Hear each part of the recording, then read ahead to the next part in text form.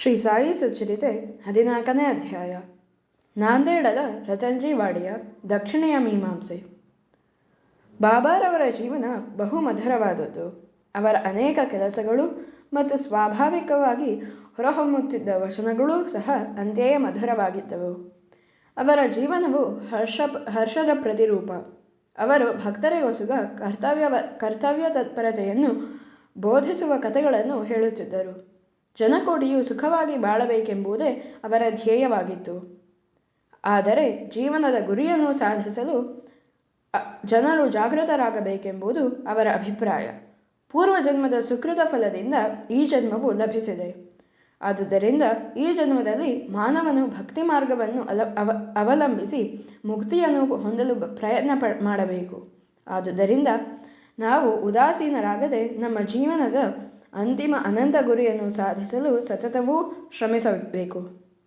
ಸಾಯಿಬಾಬಾರವರ ಲೀಲೆಗಳನ್ನು ನೀವು ಪ್ರತಿದಿನ ಕೇಳಿದರೆ, ಪ್ರತಿದಿನವೂ ನೀವು ಅವರನ್ನು ಭಕ್ತಿಭಾವದಿಂದ ನೆನೆದರೆ ನಿಮ್ಮ ಮನಸ್ಸಿನ ಚಂಚಲತೆ ದೂರವಾಗುತ್ತದೆ ಮತ್ತು ಅದು ಕೊನೆಗೆ ಪರಬ್ರಹ್ಮನಲ್ಲಿ ಲೀನವಾಗುತ್ತದೆ. ನಾಂದೇಡದ ರತಂಜಿ. ನಿಜಾಂ ರಾಜ್ಯದಲ್ಲಿನ ನಾಂದೇಡದಲ್ಲಿ ರತಂಜಿ ಶಾಪುರ್ಜಿ ವಾಡಿಯಾ ಎಂಬ ಒಬ್ಬ ಧನಿಕನಿದ್ದರು.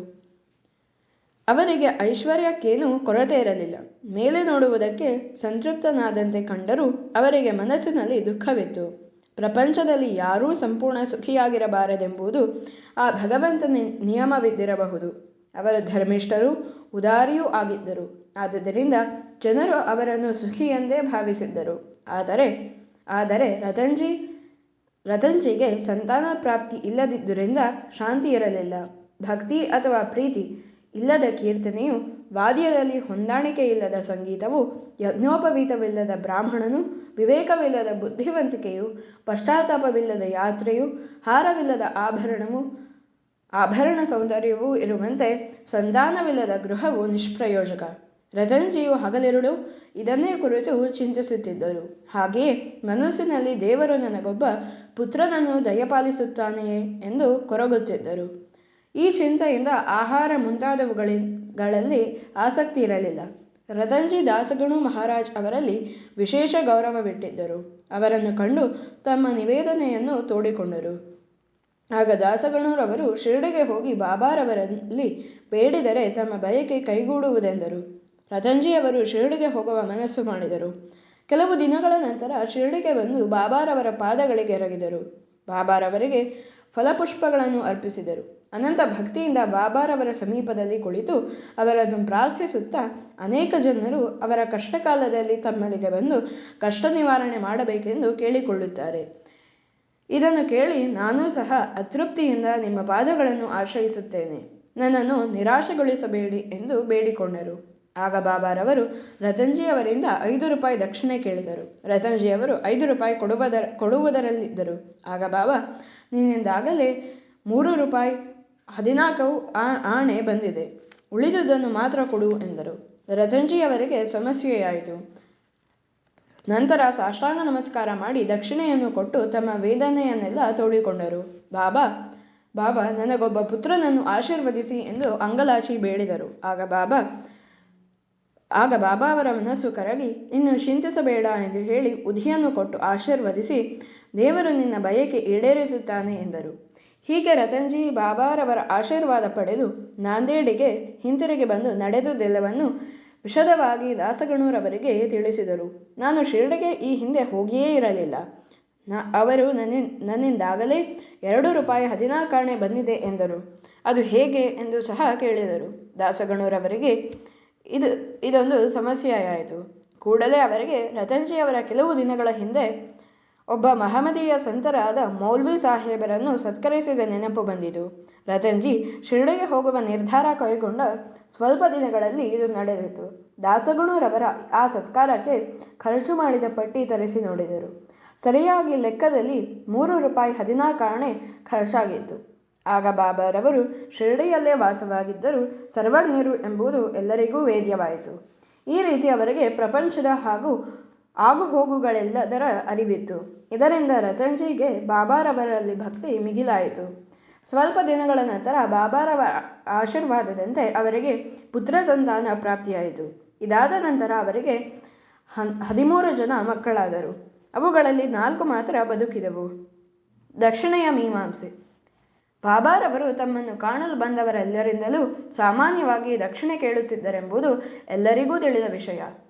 ಅವರು ಶುದ್ಧ ಫಕೀರರು ಮತ್ತು ವಿರಕ್ತರೂ ಆಗಿದ್ದರೆ ದಕ್ಷಿಣೆಯನ್ನೇಕೆ ಕೇಳುತ್ತಿದ್ದರು ಎಂದು ಕೆಲವರು ಪ್ರಶ್ನಿಸಬಹುದು. ಅದಕ್ಕೆ ಉತ್ತರವನ್ನು ಈಗ ಪರಿಶೀಲಿಸೋಣ. ಮೊದಮೊದಲು ಬಾಬಾ ಯಾರಿಂದಲೂ ಏನನ್ನೂ ತೆಗೆದುಕೊಳ್ಳುತ್ತಿರಲಿಲ್ಲ. ಉರಿದು ತುಂಡಾಗಿದ್ದ ಬೆಂಕಿ ಕಡ್ಡಿಗಳನ್ನು ಆಯ್ದು ಕಿಸೆಯಲ್ಲಿ ತುಂಬಿಕೊಳ್ಳುತ್ತಿದ್ದರು.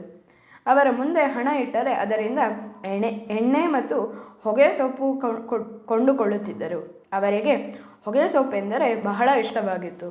ಸಂತರ ದರ್ಶನಕ್ಕೆ ಬರಿಗೈಯಿಂದ ಹೋಗಬಾರದು ಎಂಬ ರೂಢಿ ಇದ್ದುದರಿಂದ ಕೆಲವರು ಅವರ ಮುಂದೆ ತಾಮ್ರದ ನಾಣ್ಯಗಳನ್ನಿಟ್ಟು ಬರುತ್ತಿದ್ದರು. 2-3 ಕಾಸು ಇಟ್ಟಿರುವುದನ್ನು ಕಂಡರೆ ಹೆಚ್ಚಾದುದನ್ನು ಕೂಡಲೇ ಬಾಬಾ ಹಿಂತಿರುಗಿಸುತ್ತಿದ್ದರು. ಈ ರೀತಿ ಬಾಬಾರವರ ಕೀರ್ತಿ ದೇಶದ ಮೂಲೆ ಮೂಲೆಗಳಲ್ಲಿಯೂ ಹರಡಿತು. ಮಸೀದಿಯಲ್ಲಿ ಭಕ್ತರ ಜನಸಂದಣಿ ಆರಂಭವಾಯಿತು. ಆಗ ಬಾಬಾರವರು ಅವರಿಂದ ದಕ್ಷಿಣೆ ಕೇಳಹತ್ತಿದರು. ದಕ್ಷಿಣೆ ಇಲ್ಲದೆ ದೇವರ ಪೂಜೆ ವ್ಯರ್ಥವೆಂದು ಶ್ರುತಿಯಲ್ಲಿ ಹೇಳಲಾಗಿದೆ. ದೇವರ ಪೂಜೆಗೆ ದಕ್ಷಿಣೆ ಅವಶ್ಯಕವಾದರೆ ಯೋಗಿಗಳ ಪೂಜೆಗೆ ಬೇಡವೇ? ಶಾಸ್ತ್ರಗಳು ದೇವರನ್ನೇ ಆಗಲಿ, ದೊರೆಯನ್ನೇ ಆಗಲಿ, ಯೋಗಿಗಳನ್ನೇ ಆಗಲಿ, ಗುರುವನ್ನೇ ಆಗಲಿ ಕಾಣಲು ಹೋದರೆ ಬರಿಗೈಯಿಂದ ಹೋಗಬಾರದೆಂದು ನಮಗೆ ವಿಧಿಸಿವೆ.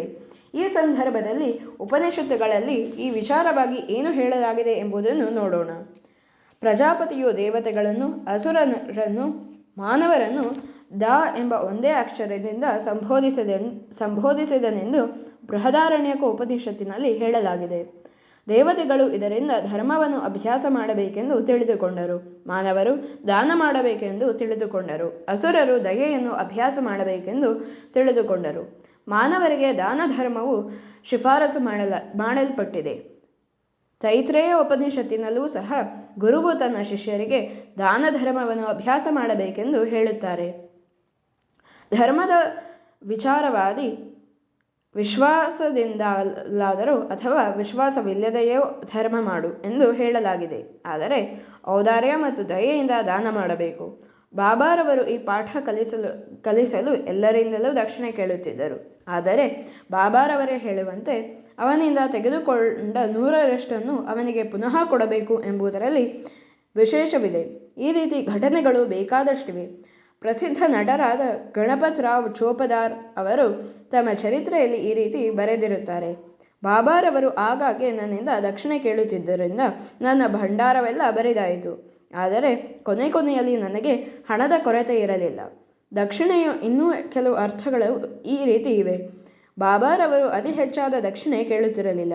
ಇದನ್ನು ಸಮರ್ಥಿಸುವ ಉದಾಹರಣೆಗಳು ಈ ಕೆಳಕಂಡಂತಿವೆ.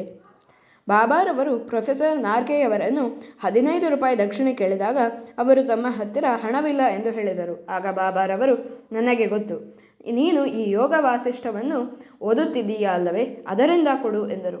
ಆ ಸಂದರ್ಭದಲ್ಲಿ ದಕ್ಷಿಣೆ ಎಂದರೆ ಪುಸ್ತಕ ಪಠಣೆಯಿಂದ ಪಾಠ ಕಲಿತು ಬಾಬಾರವರು ವಾಸವಾಗಿರುವ ಆತ್ಮದಲ್ಲಿ ಆ ನೀತಿಯನ್ನು ಇಡುವುದು ಎಂಬ ಅರ್ಥ. ಬಾಬಾರವರು ಶ್ರೀಮತಿ ತರ್ಖಡೆಯವರಿಂದ 9 ರೂಪಾಯಿ ದಕ್ಷಿಣೆಯನ್ನು ಕೇಳಿದರು. ಅವರ ಹತ್ತಿರ ಹಣವಿಲ್ಲದಿದ್ದರಿಂದ ಅವರಿಗೆ ವ್ಯಥೆಯಾಯಿತು. ಆಗ ಅವರ ಪತಿಯು, ಬಾಬಾರವರು ನಿನ್ನಿಂದ ಕೇಳಿದ್ದು ನಿನ್ನ ಅಂತರಂಗದ 6 ಶತ್ರುಗಳನ್ನು, ಮೋಹ, ಮಮತೆ, ಆಶೆ ಇತ್ಯಾದಿಗಳು ಎಂದರು. ಬಾಬಾರವರು ಒಪ್ಪಿಕೊಂಡರು. ಬಾಬಾರವರು ಶೇಖರಿಸುತ್ತಿದ್ದ ದಕ್ಷಿಣೆಯನ್ನು ಅದೇ ದಿನ ಸರ್ವರಿಗೂ ಹಂಚಿ ಮಾರನೇ ದಿನ ಎಂದಿನಂತೆ ಫಕೀರರಾಗುತ್ತಿದ್ದರೆಂಬುದನ್ನು ನಾವು ಇಲ್ಲಿ ಮುಖ್ಯವಾಗಿ ಗಮನಿಸಬೇಕು. ಸಾವಿರಾರು ರೂಪಾಯಿಗಳನ್ನು ದಕ್ಷಿಣೆಯಾಗಿ ತೆಗೆದುಕೊಂಡ ಬಾಬಾರವರ ಹತ್ತಿರ ಅವರ ಸಮಾಧಿಯಾದಾಗ ಕೇವಲ ಸ್ವಲ್ಪ ಹಣವಿತ್ತು. ನಿಜವಾಗಿ ಹೇಳುವುದಾದರೆ ದಕ್ಷಿಣೆಯಿಂದ ತಮ್ಮ ಭಕ್ತಿಗೆ ಸನ್ಯಾಸ ಮತ್ತು ಪರಿಶುದ್ಧತೆಯ ಪಾಠ ಕಲಿಸುವುದೇ ಅವರ ಮುಖ್ಯ ಧ್ಯೇಯವಾಗಿತ್ತು. ಠಾಣಾದ ನಿವೃತ್ತ ಮಾಮಲೆದಾರರಾದ ಶ್ರೀ BV ದೇವರವರು ಬಾಬಾರವರು ಕೇಳದಿದ್ದರೂ ಸಹ ತಾವಾಗಿಯೇ ದಕ್ಷಿಣೆ ಕೊಡುತ್ತಿದ್ದರು. ಕೆಲವು ಸಾರಿ ಸ್ವೀಕರಿಸುತ್ತಿದ್ದರು, ಕೆಲವು ಸಾರಿ ನಿರಾಕರಿಸುತ್ತಿದ್ದರು. ಬಾಬಾರವರು ದಕ್ಷಿಣೆ ಕೇಳಲಿ, ಅನಂತರ ಕೊಡೋಣವೆಂದು ಯೋಚಿಸುತ್ತಿದ್ದವರಿಂದ ತೆಗೆದುಕೊಳ್ಳುತ್ತಲೇ ಇರಲಿಲ್ಲ. ಭಕ್ತರ ಶಕ್ತಿಯಾನುಸಾರ ದಕ್ಷಿಣೆ ಕೇಳಿ ತೆಗೆದುಕೊಳ್ಳುತ್ತಿದ್ದರು.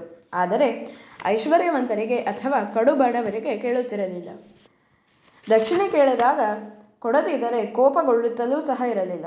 ಭಕ್ತರು ಇನ್ನೊಬ್ಬರ ಸಂಗಡ ದಕ್ಷಿಣೆ ಕೊಟ್ಟು ಕಳುಹಿದಾಗ ಅವರು ಅದನ್ನು ಕೊಡಲು ಮರೆತರೆ ಬಾಬಾರವರೇ ಅದನ್ನು ಜ್ಞಾಪಿಸಿ ಪಡೆಯುತ್ತಿದ್ದರು. ಅನೇಕ ವೇಳೆ ಕೆಲವು ಹಣವನ್ನು ಮರಳಿ ಕೊಟ್ಟು ದೇವರ ಪೂಜಾಗ್ರಹದಲ್ಲಿಟ್ಟು ಪೂಜಿಸುವಂತೆ ಹೇಳುತ್ತಿದ್ದರು. ಇದರಿಂದ ಭಕ್ತರಿಗೆ ಒಳ್ಳೆಯದಾಗುತ್ತಿತ್ತು. ಅನೇಕ ಸಲ ಭಕ್ತರು ತಾವು ಕೊಡುತ್ತೇವೆಂದು ಹೇಳಿಕೊಂಡುದಕ್ಕಿಂತ ಹೆಚ್ಚಾದ ದಕ್ಷಿಣೆಯನ್ನು ಅರ್ಪಿಸಿದಾಗ ಆ ಹೆಚ್ಚಾದ ಹಣವನ್ನು ಹಿಂತಿರುಗಿ ಕೊಟ್ಟು ಬಿಡುತ್ತಿದ್ದರು. ಕೆಲವು ಸಲ ಭಕ್ತರ ಮನಸ್ಸಿನಲ್ಲಿ ಇದ್ದುದಕ್ಕಿಂತ ಹೆಚ್ಚಾಗಿ ದಕ್ಷಿಣೆ ಕೇಳುತ್ತಲೂ ಇದ್ದರು. ಹಣವಿಲ್ಲದಿದ್ದ ಪಕ್ಷದಲ್ಲಿ ಸಾಲ ಮಾಡಿಯಾದರೂ ಕೊಡಿರಿ ಎಂದು ಹೇಳಿದ ಪ್ರಸಂಗಗಳೂ ಇದ್ದವು. ಕೆಲವರಿಂದ ದಿನದಲ್ಲಿ 2-3-4 ಬಾರಿ ದಕ್ಷಿಣೆ ಕೇಳಿ ತೆಗೆದುಕೊಳ್ಳುತ್ತಿದ್ದರು. ದಕ್ಷಿಣೆ ರೂಪವಾಗಿ ಸಂಪಾದಿಸಿದ ಹಣದಲ್ಲಿ ಕೇವಲ ಸ್ವಲ್ಪ ಭಾಗ ಮಾತ್ರ ತಮ್ಮ ಸ್ವಂತ ಖರ್ಚಿಗೆಂದು ಇಡುತ್ತಿದ್ದರು. ಅದರಿಂದ ತಂಬಾಕು ಮತ್ತು ಧಿನಿಗೋಸ್ಕರ ಕಟ್ಟಿಗೆ ಇವುಗಳನ್ನು ತೆಗೆದುಕೊಳ್ಳುತ್ತಿದ್ದರು. ಉಳಿದ ಹಣವನ್ನು ಕೆಲವು ಭಕ್ತರಿಗೆ ಹಂಚುತ್ತಿದ್ದರು. ಶಿರ್ಡಿ ಸಂಸ್ಥಾನಕ್ಕೆ ಸಮಸ್ತ ಪದಾರ್ಥಗಳನ್ನು ರಾಧಾಕೃಷ್ಣಮಾಯಿ ಸಲಹೆಯ ಮೇರೆಗೆ ಭಕ್ತರು ಒದಗಿಸುತ್ತಿದ್ದರು. ಬಾಬಾರವರು ಹೆಚ್ಚಿನ ಬೆಲೆಯ ಪದಾರ್ಥಗಳನ್ನು ತಂದವರ ಮೇಲೆ ಕೋಪಗೊಳ್ಳುತ್ತಿದ್ದರು.